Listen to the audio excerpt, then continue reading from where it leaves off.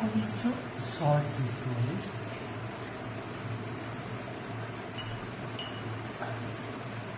కొంచెం కారం వేయాలి.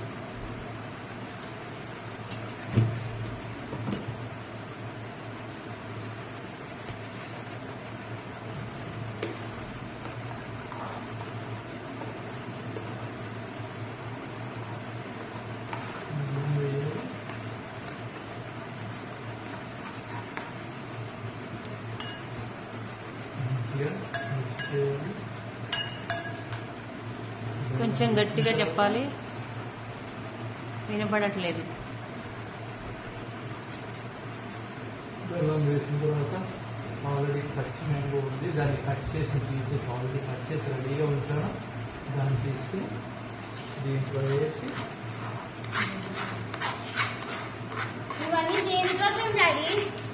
ఉగాది పచ్చడి కోసం మళ్ళీ వీటన్నిటిని మిక్స్ చేయాలి. మిక్స్ అయిన తర్వాత ఈ గిన్నెలో ఇది సెపరేట్ చేసి దీంట్లో వేసుకున్నాను, అది దీంట్లో వేసి మిక్స్ చేయాలి.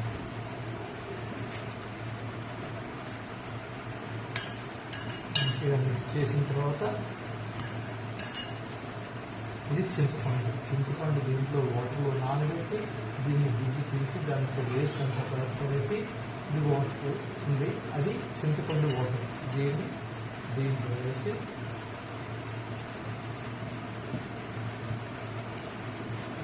మంచిగా మిక్స్ చేయాలి.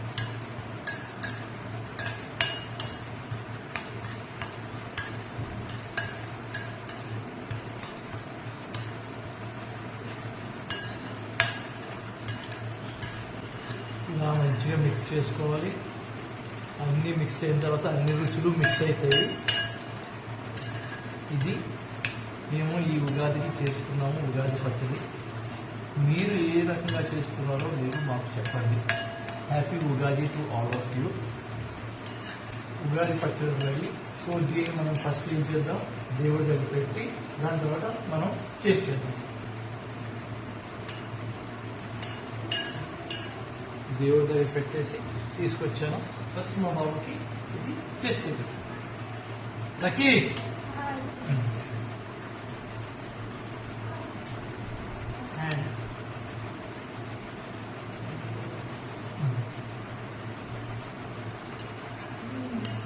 ఏ టేస్ట్ వచ్చిందన్న మీకు? స్వీటా?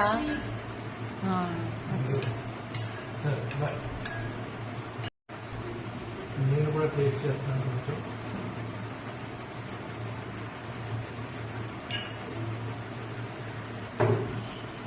నాకు ఫస్ట్ పులుపు వచ్చింది, దానికి స్వీట్ వచ్చింది.